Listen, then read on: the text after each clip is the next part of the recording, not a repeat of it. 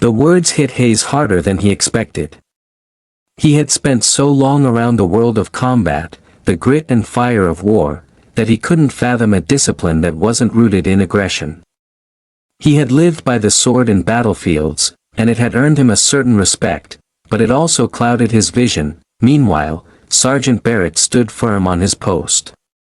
The sun had dipped lower in the sky, casting long shadows over the stone courtyard. His duty, as ever, was unrelenting. There were no accolades for standing here, no applause, no recognition from the crowds that passed by. But there was a deeper kind of reward in it. A sense of purpose, of commitment to something larger than oneself. As the tourists began to disperse and the delegation made their way into the palace, Barrett's mind drifted briefly back to the places he had been, the heat of the desert, the smell of burning oil, the deafening roar of explosions. He had been through things no one outside the military could fully understand, and yet here he stood, facing another form of battle. This one, however, required a far different kind of fortitude. The roar of battle had been replaced by the quiet hum of power. And power, in the hands of those who truly understood it, was just as much about restraint as it was about force. Barrett knew the weight of that better than most. He had seen men lose control in the heat of battle. Seen them let their emotions dictate their actions, and it had often been their undoing. The discipline of the Royal Guard was no different. It wasn't about looking fierce or acting tough, it was about knowing when to act, and when to wait. Hayes, in his ignorance, hadn't understood that. But perhaps, someday, he would. For now, Barrett simply stood, silent and resolute, the embodiment of centuries of tradition, his rifle steady in his grip. His eyes never wavered from their fixed point in the distance. In a world full of noise, he had learned the hardest lesson of all. Sometimes, the greatest strength comes from knowing when to stay still, and in that stillness, Barrett's quiet strength spoke volumes more than any words ever could. As the day wore on and the dust of the encounter at Buckingham Palace settled, there were hushed conversations among the American officers who had witnessed the tension between Lieutenant Colonel Hayes and Sergeant William Barrett.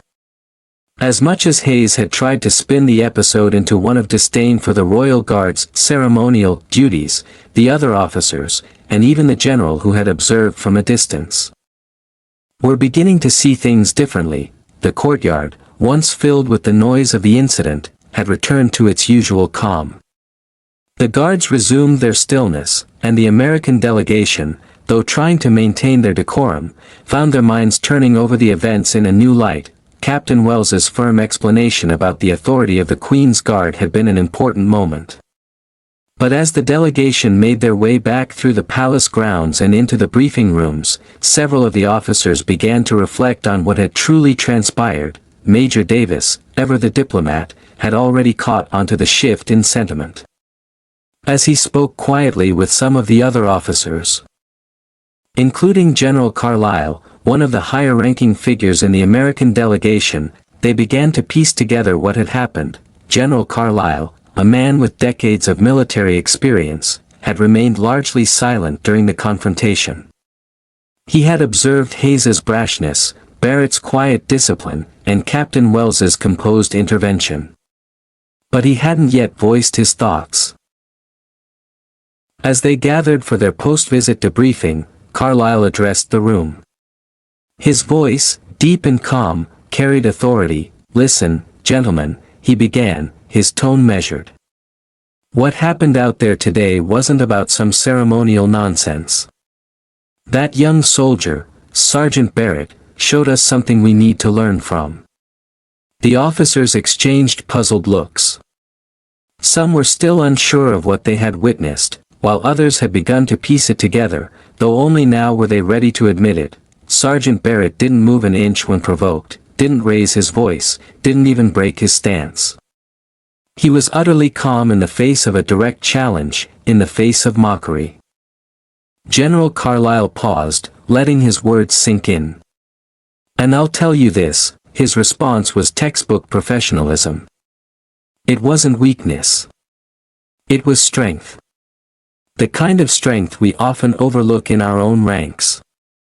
One of the younger officers, Lieutenant Harris, who had been silently listening, spoke up, voicing the confusion of many in the room. "General, with all due respect, how could that be strength? He didn't even defend himself. He stood there while Colonel Hayes insulted him in front of the whole delegation. Isn't that a sign of weakness?" General Carlyle turned his gaze toward Harris, his eyes narrowing slightly, not in anger, but in the way a seasoned officer might regard an untested soldier. "No, Lieutenant," he said quietly but firmly. "That's the exact opposite. Do you know why we teach our men to hold their fire, to wait for the right moment? To control their anger, their impulses?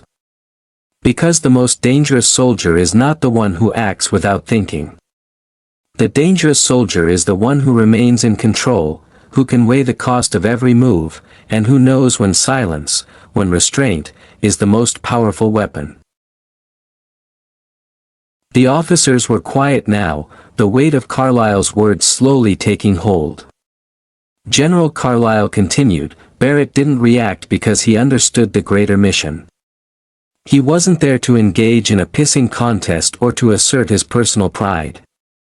He was there to uphold a tradition, a duty, and to represent something much larger than himself.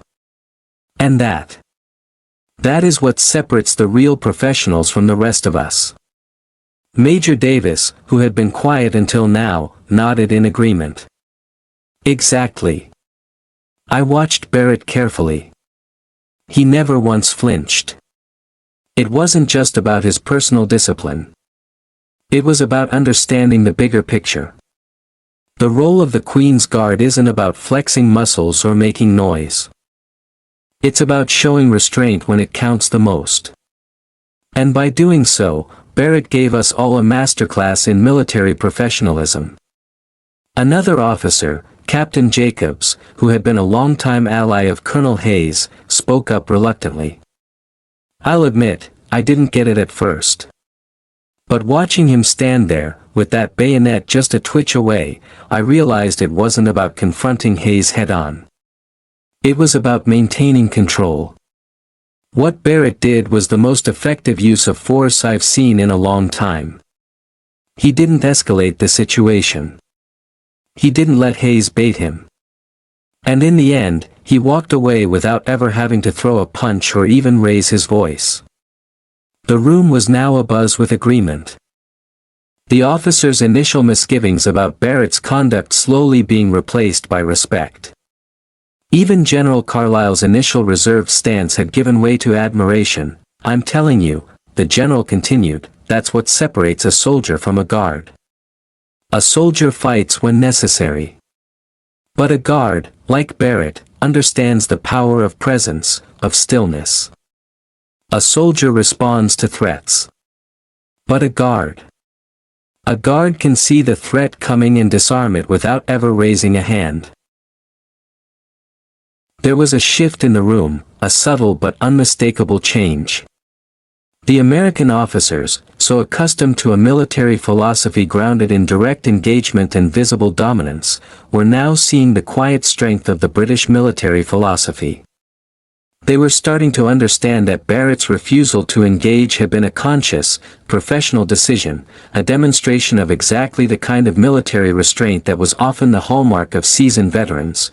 General Carlyle concluded, his voice softer now. Barrett didn't need to raise a hand to show his strength. He didn't need to prove anything. And, in the end, he demonstrated something that we, especially some of us, could use a little more of in our own approach. He showed us that the power to control a situation isn't always about force. Sometimes, it's about choosing not to use force. The room grew quiet, each officer reflecting on the encounter. There was a collective realization that the lessons learned in Buckingham Palace were not confined to the public display of military might. They were about the invisible forces of control, restraint, and professionalism that often went unnoticed in the heat of the moment, and, in that quiet realization, they understood something critical. the real measure of military professionalism wasn't in how quickly one could respond to provocation, it was in knowing when, and how, to stay calm, stay resolute, and stand unmoving, no matter the pressure. For Sergeant Barrett, a decorated veteran who had faced the harshest realities of combat, the discipline he displayed in the face of Hayes's arrogance wasn't a fluke, it was the result of a lifetime of training and the culmination of his deep respect for the value of restraint in the military. Hayes, however, would likely never understand this. His understanding of strength, of authority, was bound to the confines of rank, of orders, of outward displays of power. He had not learned, and perhaps never would, that true strength lay in silence, in control, in remaining resolute and unwavering, no matter the provocation. As the day drew to a close, and the American officers prepared to leave the palace grounds, they carried with them a new understanding of what it meant to be a soldier, one that wasn't just about fighting battles on foreign soil, but about knowing the art of standing still, standing silent, and, when necessary, standing alone, as the last of the American delegation made their way toward the awaiting vehicles. The sound of boots echoing against the grand stone of Buckingham Palace faded, leaving only the stillness of the courtyard behind. The royal guards, ever vigilant, resumed their positions as if nothing had happened, their figures as immovable as the centuries of tradition that had forged them. But for those who had witnessed the tense exchange between Sergeant William Barrett and Lieutenant Colonel Hayes, something more profound lingered in the air, an unspoken understanding of what true respect in the military really meant. It wasn't about who had the louder voice, who wore the more imposing uniform, or who held the higher rank. It wasn't about flexing power, making a show of strength, or attempting to force one's way of doing things upon others. No, true respect between military forces was about recognizing and honoring the traditions that each force held dear.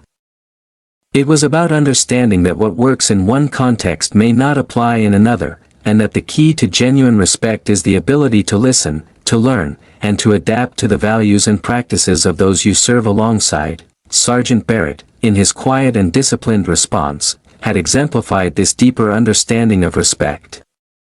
He didn't need to explain his traditions to Hayes with words, his actions spoke volumes. He showed that the greatest strength doesn't lie in being the loudest or the most assertive, it lies in knowing when to be silent, when to stand firm, and when to simply let the weight of history and duty do the talking. Hayes, for all his bravado, had failed to see this. He had arrived with a mindset that his way was the right way, that the standards of NATO, his standards, should apply to all situations.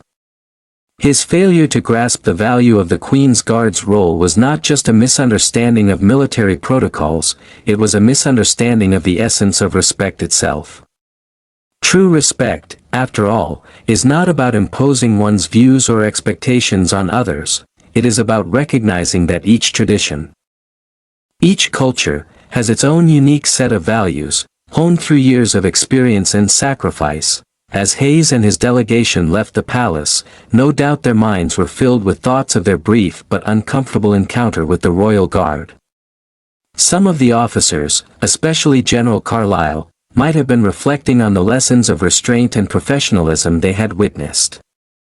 They had seen a soldier who didn't need to demonstrate his superiority with words or actions, because his very presence, his discipline, and his unwavering commitment to duty were enough. The tourists, who had witnessed the spectacle from a safe distance, might not have understood the full significance of what had just transpired. They might have thought it was nothing more than a diplomatic scuffle between two men, each clinging to their pride. But for those who understood the military, the real lesson had been about honor, about tradition, and about knowing when not to escalate, a lesson that would stay with them long after the day was over. And as Sergeant Barrett resumed his post, his silhouette blending seamlessly with the royal surroundings, the true measure of his professionalism became clear. He didn't need to prove himself to anyone. His loyalty, his commitment, and his dedication to his duty were the ultimate demonstration of strength. For Barrett, the meaning of respect wasn't in the salute that Hayes demanded, nor in the confrontation that nearly occurred. It was in his ability to stand unmoving, unwavering in his duty, respecting his own tradition, and maintaining the honor of his post, no matter who stood before him. The true takeaway from that day, for all who had witnessed it, was clear. Military respect is born from understanding and honoring the unique traditions and disciplines of others, not from trying to impose one's own way of doing things.